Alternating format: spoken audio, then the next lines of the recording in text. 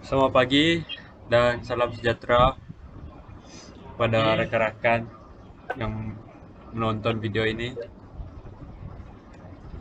Pada pagi hari ini kami ingin membentangkan hasil kerja untuk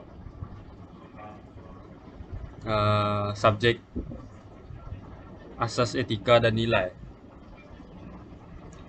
Kod CUN 10021 sesi Jan Jun. Sebelum kami memulakan pembentangan, kami ingin terlebih dahulu memperkenalkan diri.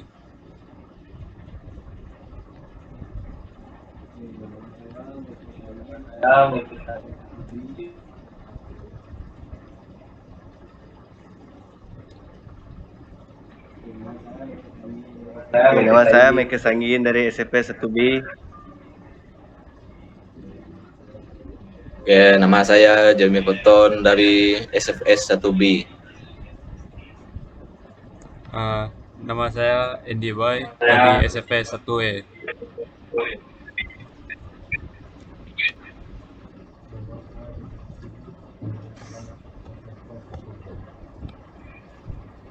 Nama saya Dominiki Kelas SS.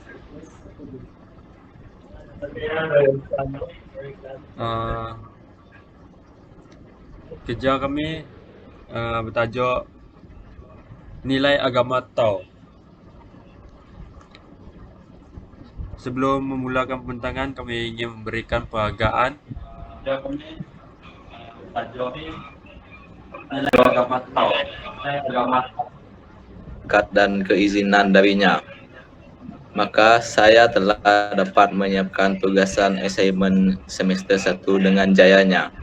Berharap tugasan kerja khusus ini akan memberikan banyak manfaat kepada saya dari segi pengetahuan dan pengalaman semasa membuat kajian dan di masa hadapan. Saya ingin mengucapkan ribuan terima kasih dan setinggi-tinggi penghargaan kepada Sir Nasrullah, guru mata pelajaran asas etika dan nilai, kerana telah memberikan tunjuk ajar serta bimbingan semasa saya menjalankan tugasan ini dengan jayanya. Selain itu, saya juga ingin mengucapkan terima kasih kepada tidak terhingga kepada ibu bapa saya yang sentiasa memberi sokongan dan dorongan kepada saya dan kumpulan untuk menyiapkan tugasan ini. Ucapan penghargaan ini juga saya tujukan kepada rakan-rakan yang memberi kerjasama dan saling bantu-membantu dalam menyiapkan kerja projek ini. Oleh itu, sokongan dan dorongan ibu bapa, guru-guru, dan semua rakan seperjuangan juga memberi kekuatan untuk kami terus belajar di kolej ini sehingga mencapai kejayaan cemerlang.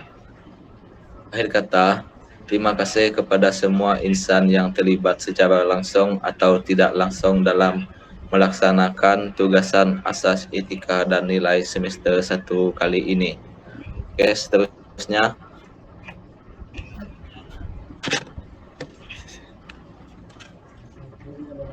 Oke, seterusnya adalah bab 1, pengenalan. Yang pertama adalah agama Taoisme berasal dari Cina. Yang kedua ialah bukan ajaran agama, namun merupakan ajaran falsafah tentang moral dan hubungan manusia dengan alam sekitar. Ketiga adalah diasaskan oleh Lao Tzu dan berasal dari kata Tao yang diterjemah daripada perkataan bahasa Cina Dao. Lao Tzu dianggap oleh pengikut-pengikutnya sebagai nabi bagi ajaran Taoisme. Bab 1.2 adalah latar belakang. Yang pertama adalah ajaran Lao Tzu terkandung dalam bukunya yang berjudul Tao Te Ching. Yang kedua adalah ajaran yang terkandung dalam buku ini adalah reaksi terhadap ajaran Confucius. Ketiga adalah ajaran Confucius menekankan kepatuhan kepada peraturan sosial, tetapi ajaran Lao Tzu lebih menekankan keharmonian alam semesta. Keempat adalah tahu membawa maksud, iaitu cara jalan bagi mencapai keharmonian dengan alam semesta. Yang terakhir adalah ajaran Taoisme adalah gabungan anarkisme dan kepercayaan bahawa kebenaran di luar fahaman manusia boleh diperoleh dengan cara bersemada atau tasamuf. Bab 1.3 adalah sejarah lahirnya agama Tao. Taoisme juga dieja iaitu Daosma, muncul di China berubah sekitar abad ke-4 atau ke-3 SM. Ia berasal daripada ajaran Lao Tzu, pengarang terkenal Tao Te Ching, teks asal Tao. Taoisme menekankan hidup dalam harmoni dengan Tao, sering diterjemahkan sebagai jalan yang merupakan prinsip asas yang mendasari segala-galanya di dalam semesta. Ajaran Lao Tzu kemudiannya dikembangkan dan diperluaskan oleh ahli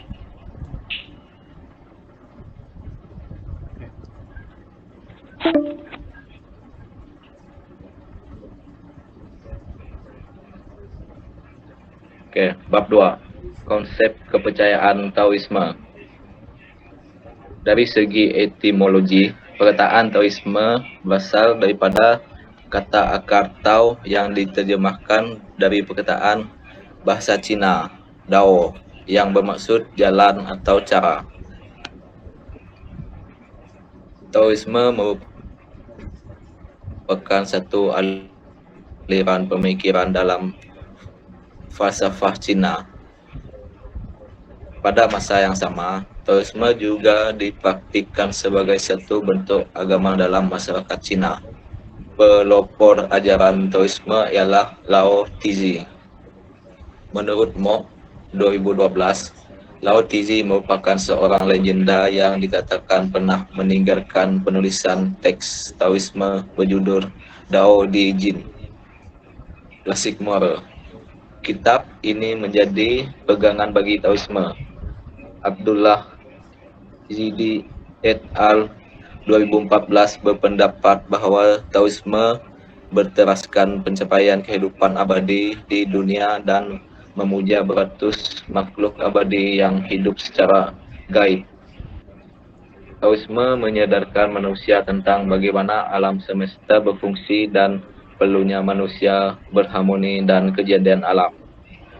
Walau bagaimanapun, falsafah Taoisme hanya diminati oleh kalangan penduduk luar bandar sahaja, namun tidak mendapat sambutan yang baik daripada kalangan terpelajar. 2.1. Pembawa ajaran agama Tao. Lao Tzu yang bernama asli Li lahir pada 571 SM di antara akhir dinasti Zhao Barat di negeri Chu. Raja Yu dari Zhao mengangkat Lao Tzu sebagai pengelola arsip kerajaan. Penulis kitab Tao Te Ching yang merupakan refleksi mengenai kehidupan dan cara menanggapi kehidupan tersebut. 2.1.1 Sistem kepercayaan Tao. Konsep tentang manusia dan Tuhan. Penganut Tao mempercayai adanya Yang Maha sebagai inti atau sumber dari segalanya. Tao. Agama Tao menyadari bahawa manusia memiliki keterbatasan dalam dirinya. Terkadang manusia tidak berdaya menghadapi peristiwa alam banjir, gempa bumi dan lain-lain. Oleh kerana itu, mereka perlu menjalani hubungan yang baik dengan Tuhan atau Dewa. 2.1.2 Tempat suci dan ibadah agama Tao. Tempat ibadah agama Tao disebut Miao, bahasa Hokkien. Sedangkan di Indonesia lazim disebut kelenteng. Pada umumnya, kelenteng dibangun di atas gunung karena tradisi keabadian hidup para pengikut Tao di masa lampau ialah dengan mempraktikkan hidup sederhana dan menjadi abadi. Seterusnya, bab 3, amalan-amalan utama dalam Taoisme. Amalan-amalan utama dalam Taoisme. Terdapat banyak amalan utama dalam ajaran Taoisme. Dalam konteks ini, disenaraikan 5 amalan kepercayaan yang menjadi kebiasaan bagi penganut ajaran Taoisme. 3.1 Konsep Dao. Kepercayaan pertama yang menjadi inti ajaran dalam Taoisme ialah kepercayaan terhadap konsep Dao. Menurut Muhammad Ikram pada 2016, Dao ataupun Tao merupakan sesuatu yang tidak berbentuk dan tidak dapat dilihat. Namun Dao ini wujud dalam benda hidup. Dao merupakan proses kejadian semua benda hidup dan segala benda yang ada di dalam semesta. Victor 1997 berpendapat bahawa Dao tidak dapat dijangkau oleh pencahaya indera dan melampaui segala apa yang ada dalam fikiran dan khayalan. Bagi penganut Taoisme, Dao adalah yang maha besar dan asas kepada segala benda dan kehidupan. Makna Dao ini hanya dapat diketahui melalui kesedaran secara spiritual yang tidak dapat dijelaskan dengan kata-kata. Seterusnya 3.2 Kepercayaan terhadap unsur-unsur primitif. Noresa 2011 mendefinisikan primitif sebagai sesuatu yang berkaitan dengan zaman purbakala, kolot ataupun kuno. Menurut Mok 2010, Taoisme menekankan unsur-unsur primitif untuk mencapai kehidupan yang abadi.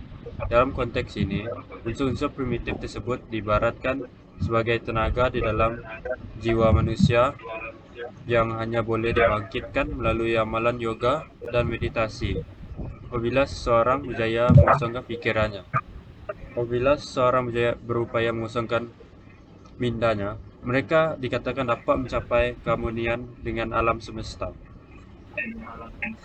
Yaitu 3.3 Anti duniawi.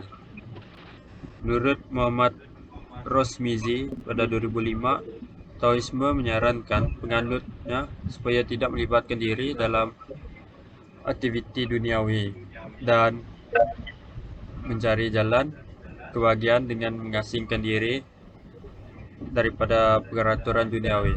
Dalam arti kata lain, ajaran Taoisme menginginkan penganutnya supaya bebas daripada peraturan ciptaan manusia.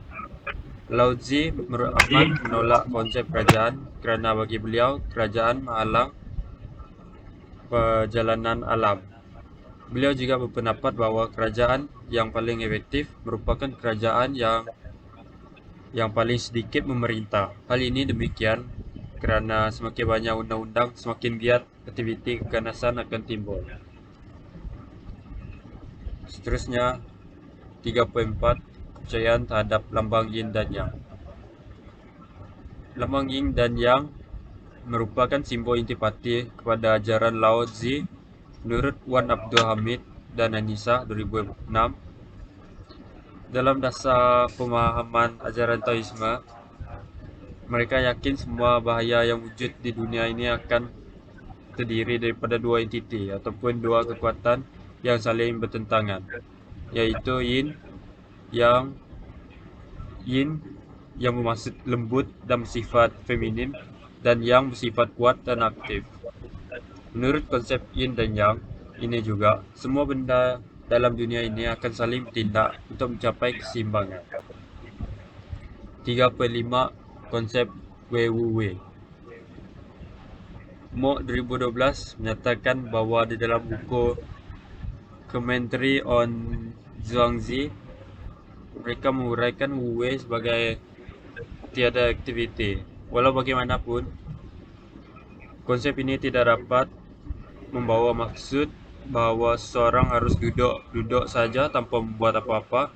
Namun, menurut konsep ini, seorang itu harus mengelakkan niat-niat serta tindakan-tindakan yang menentang hukum alam semula jadi.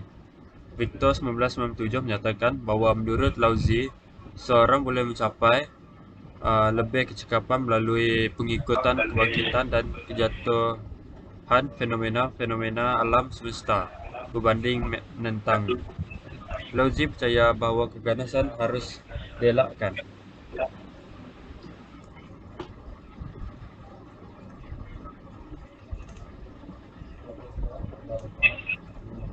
Seterusnya, memupuk kebenaran dan kedalaman. Pertama, memberi penekanan yang besar kepada memupuk kebajikan DE dan daya kedalaman diri. Kebajikan menghukumi sifat seperti berdasarkan kerendahan diri, integriti, dan kesederhanaan yang dilihat sebagai lingkungan yang harmoni. Melalui amalan seperti saran, meditasi, dan kelakuan mereka, individu boleh membajikan dan memupuk rasa kebaikan lama yang beri kepada diri mereka sendiri dan lain. Yaitu guru dalam menerapkan konsep Wu demi meningkatkan moral dan pelajar.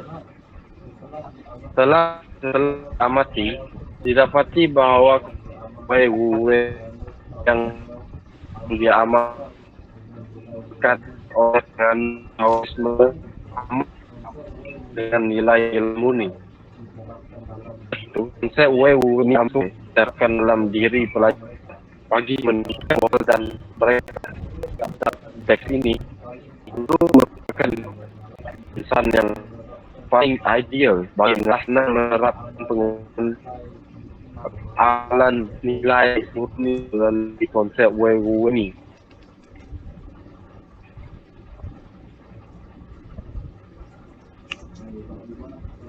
Oke, bab 5, paduan dan kesinambungan. Taoisme mengajar bahawa semua makhluk saling berkait dan saling bergantung membentuk jaringan kewujudan yang lancar. Dengan mengiktiraf perpaduan penting kita dengan semua ciptaan, kita boleh mengatasi batasan ego dan mengalami rasa saling berkaitan dan kepunyaan yang lebih mendalam. Kesadaran ini memupuk belas kasihan, empati dan kerjasama yang membawa kepada keharmonian yang lebih besar dalam diri kita, komuniti kita dan dunia pada umumnya. Kesimpulan untuk bab ini, kesimpulannya lah pelajaran ke Taoisme menawarkan pandangan mendalam tentang sifat realiti keadaan manusia dan pencarian makna dan pemenuhan. Dengan mengamalkan prinsip Taoisme, kita boleh memupuk keharmonian, keseimbangan dan kebijaksanaan yang lebih besar dalam kehidupan kita dan menyumbang kepada ciptaan dunia yang lebih hormat dan penuh belas kasihan semasa kita terus meneruskan dan menyepadukan ajaran Taoisme ke dalam kehidupan kita. Semoga kita berjalan di jalan Tao dengan rendah hati, keterbukaan dan penghormatan, dan semoga ia membimbing kita ke arah pemahaman yang lebih mendalam tentang diri kita dalam alam semesta. Oke, itu saja dari kami.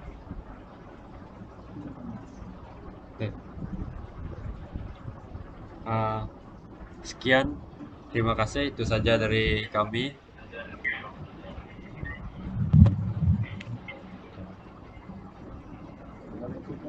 Nggak ada dia.